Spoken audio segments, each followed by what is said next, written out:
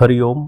हाल ही में ईश्वर की ओर चैनल पर एक वीडियो डाला था जिसका टाइटल था मुतानंद की होगी अकाल मृत्यु, और उसमें शास्त्र की उसी बात का रेफरेंस था जिसे 2 तारीख के सत्संग में बापूजी ने पुनः कहा था कि जहाँ पर पूजनीय लोगों का आदर सम्मान नहीं होता है और अपूजनीय लोग पूजे जाते हैं, वहाँ पर आपदाएं आती है और अकाल मृत्यु होती है।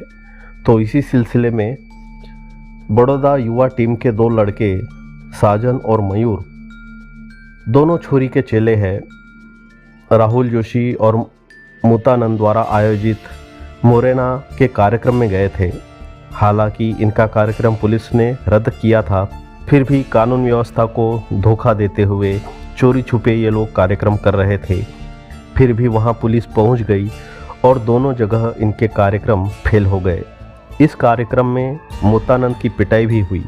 पुलिस के डर से राहुल जोशी जंगल में भाग गया और प्रमिला चौहान, जिसे भ्रमिला माताजी कहते हैं, किसी महाराज के आश्रम में छुप गई थी। जो भी साधक इनके कार्यक्रम में गए थे वे बहुत परेशान हुए। खाने पीने सोने आदि कोई सही से व्यवस्था नहीं थी। जब पुलिस ने इनके कार्यक्रम में रेड किया तो कई साधक अपना सामान छोड़कर भाग गए। माताएं, बहनें और बच्चे बहुत परेशान हुए क्योंकि इन मूर्खों ने चंबल के बिहड़ जंगल में कार्यक्रम रखा था। जब पुलिस आई तो साधकों को भागने की भी जगह नहीं थी। जो भी साधक राहुल जोशी और भ्रमिला चौहान के चक्कर में आकर वहां गए थे वे बहुत ही परेशान हुए।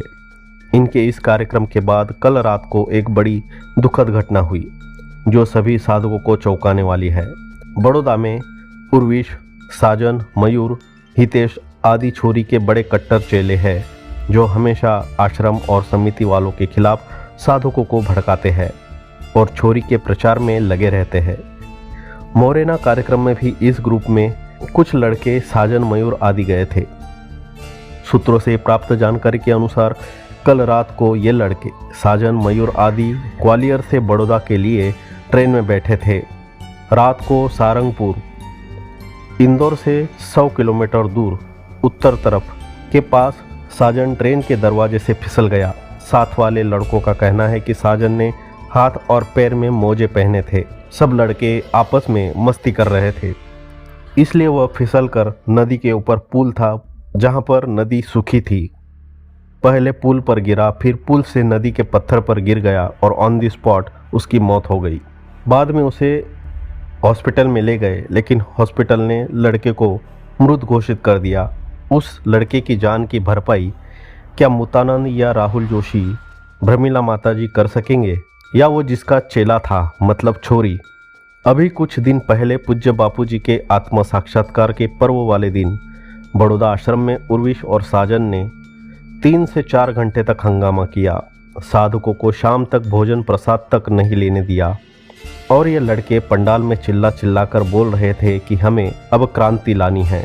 आश्रम वाले तो बापूजी को जोधपुर से कांच के कैबिन में लाना चाहते हैं, आदि आदि बातों से साधुकों का ब्रेन वॉश कर रहे थे। इस छोरी और उसके चेलों के चक्कर में एक जवान साधक भाई अपना चला गया। उसके माता पिता पर क्या बीत रही होगी। भगवान उनको इस परिस्थिति में हिम्मत दे और उस लड़के की आत्मा को शांति दे। साधकों से एक प्रार्थना है कि इन हरामियों के चक्कर में कोई नहीं आए। कोई भी साधक गुरु जी की बातों की अवहेलना करके जो भी छोरी और उसके चेलों अर्थात राहुल जोशी, मुतानंद, भ्रमिला माताजी आदि के चक्कर में आकर अपनी साधना, समय और कीमती जीवन बर्बाद न करे। पूज्य बापूजी मृतक की आत्मा को शांति प्रदान करे, ऐसी प्रार्थना करते हैं। हरिओम।